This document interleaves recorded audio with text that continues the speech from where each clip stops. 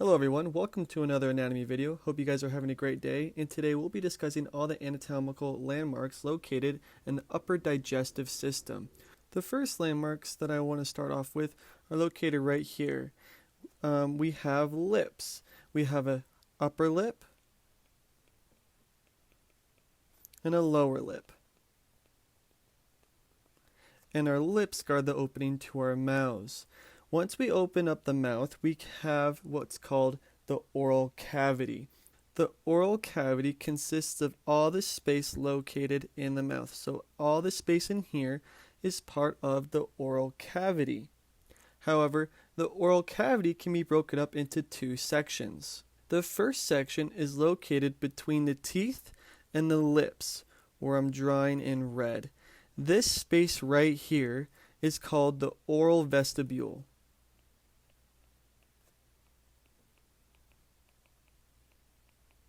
The next section of the oral cavity is the space behind the teeth.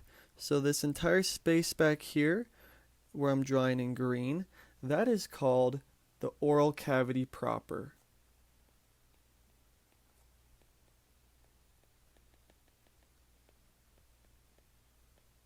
And again, those are the two parts that make up the oral cavity. Within the oral cavity proper, what we can consider the roof of the oral cavity proper is called the palate. And the palate can be broken down also into two sections. The part of the palate that's more anterior than the rest of the palate, where I'm coloring in blue, is considered the hard palate. And it's hard because we have these bones that are just superior to them. We have the maxilla and the palatine bone. And because of that, they are kind of hard and stiff, and that's why it's called the hard palate.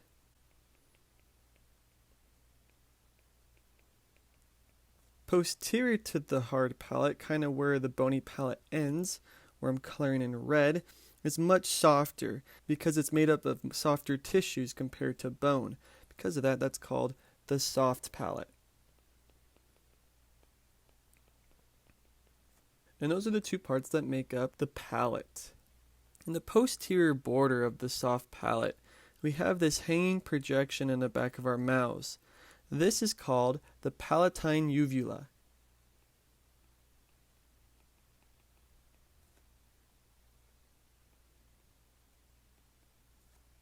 Perfect. Now let's go ahead and move on to the next image. In this image, we have an anterior view of the opening of the oral cavity.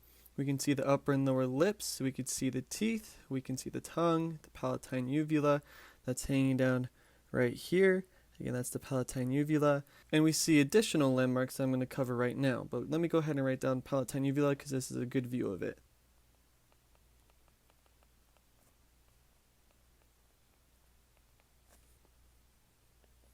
The next landmark I want to identify is found on the upper and the lower lips. Right here you see this tissue that's connecting the upper lip to the gums above the teeth. This little fold that you can actually palpate with your tongue or with your finger, that's found on the upper lip. That fold that kind of connects the lip to the gums found on the maxilla, that is called the superior labial frenulum.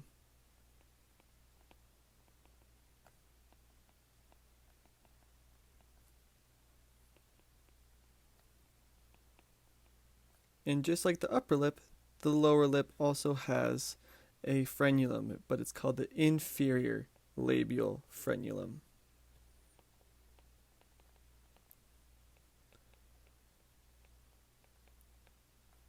Now, if we look at the superior portion of the oral cavity proper, we see the hard palate and the soft palate, and we see these grooves right here. These grooves are called transverse palatine folds.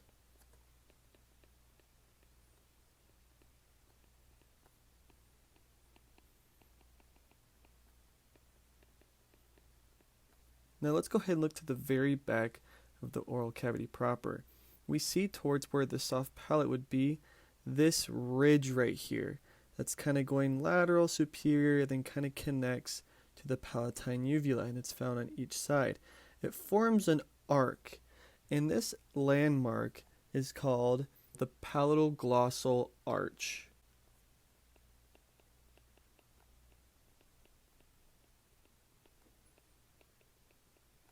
Now, palatal refers to the palate, and glossal refers to the tongue. So it's the arch near the palate and the tongue. Now, we can see if we go deeper into the mouth, we see another arch behind the palatine uvula, and it's even behind the palatal glossal arch. This arch is called the palatal pharyngeal arch.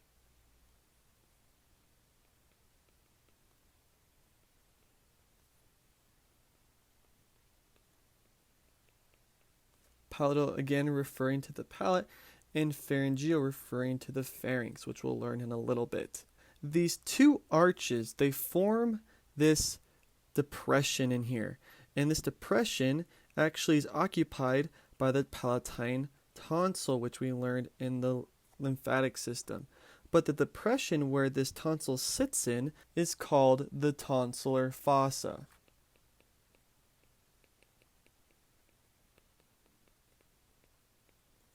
Now, if we look to the inferior portion of the mouth underneath the tongue, we see this weird looking fold that comes up towards the middle of the mouth.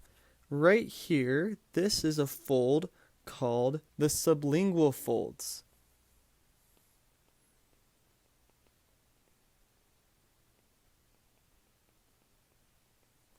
Because they're folds found underneath the tongue. Now, at the very ends of these sublingual folds, nearly at the mid-sagittal plane, you can see these it comes out to a bulb right here. Now, these bulbs found near the mid-sagittal plane at the end of the sublingual folds are called sublingual caruncles.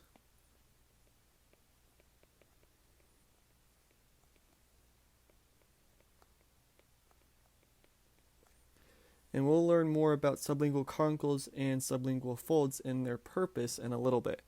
The tongue has an anatomical landmark that's similar to a landmark that the upper and lower lips have.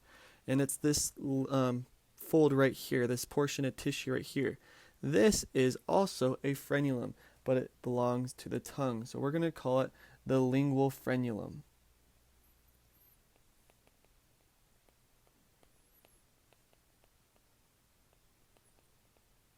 Excellent. Now let's go ahead and move on to the next image to learn more anatomical landmarks found in the mouth.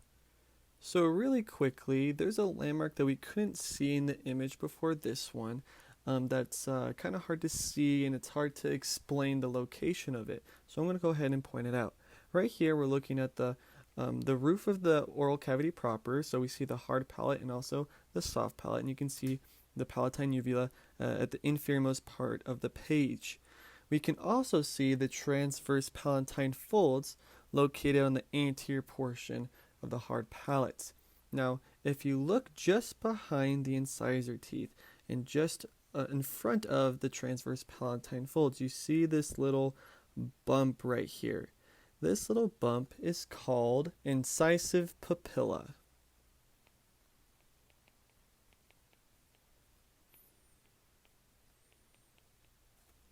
Cool, that's the only anatomical landmark that I really wanted to show you in this image. I thought this image illustrated the incisive papilla pretty well. So let's go ahead and move on to the next image.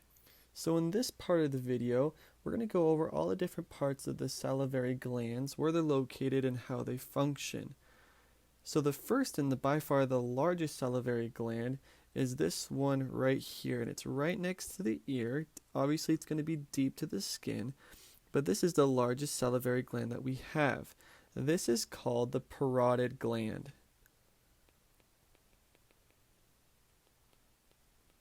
The parotid gland has this duct, which is illustrated in green, that goes all the way to the oral vestibule, the superior part of the oral vestibule, leading towards the mouth, and that's how it secretes saliva into the mouth. This duct is called the parotid duct.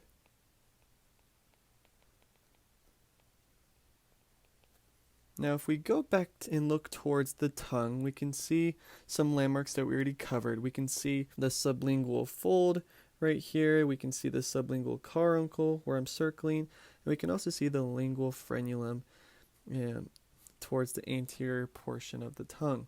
Now you can see the next salivary gland that's just underneath the tongue, right here where I'm circling in green. This salivary gland is called the sublingual gland.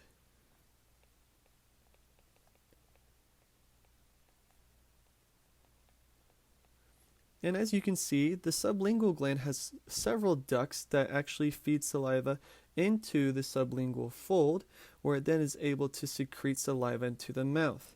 So the sublingual gland, saliva that it secretes can either come out of the sublingual fold or it can make its way towards the sublingual caruncle and there secrete saliva. The third and final salivary gland that we have is this one right here. So it's inferior to the sublingual gland. In fact, it's underneath the mandible. And because of that, it's called the submandibular gland.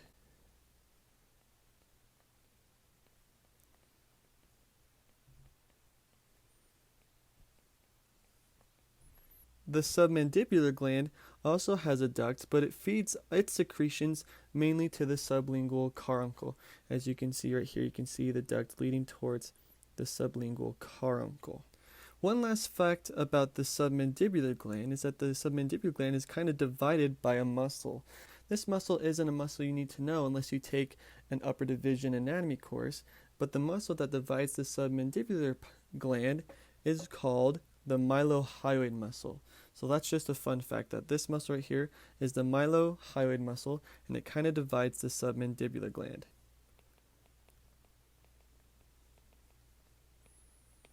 Excellent. Now let's go ahead and move on to our next image. So in this model, we can see a lot of different digestive parts found within the oral cavity as well as going down the cervix. The first thing I want to do is name all the different landmarks located on the tongue. So we know where the tongue is, so I'm not going to go ahead and label that for you. However, at the most anterior portion of the tongue, right here we have this point. This point right here is called the apex of the tongue. Now the large portion of the tongue that has all of our taste buds and kind of makes up the majority of the mass of the tongue located here and all the way back to here, this is going to be called the body of the tongue. And finally, the last portion of the tongue is called the root of the tongue, and it's going to be located all right here. This is going to be the root of the tongue. And those are all the different landmarks found on the tongue. So let's go ahead and move on. Now the next thing I want to point out isn't technically a landmark per se, but it's more of a space or an area.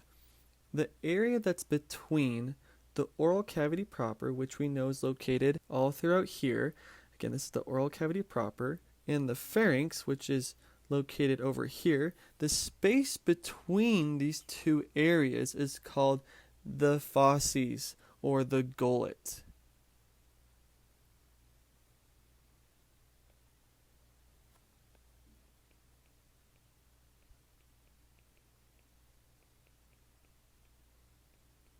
Now, like I just said, posterior to the gullet is the space known as the pharynx, and the pharynx plays a part in both the digestive system and the respiratory system. Why? Because food is able to cross through the pharynx and into the esophagus, and we know that air is able to pass through the nasal cavity or through the oral cavity, passes through the pharynx and into the larynx. However, the pharynx is also divided up into different subparts. The first part is the most superior part of the pharynx, closer to the nasal cavity. That section is called the nasal part of the pharynx, or you can call it nasopharynx. And it is located right up here.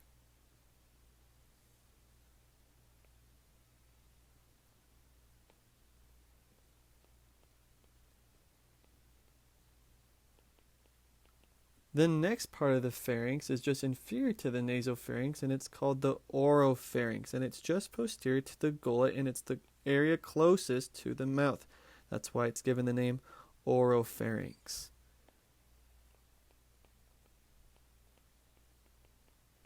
You can also call it the oral part of the pharynx, but I think oropharynx sounds cooler. The last and final part of the pharynx is inferior to the oropharynx, and it's the space just before the larynx. This area right here is called the laryngeal part of the pharynx, or you can call it laryngopharynx.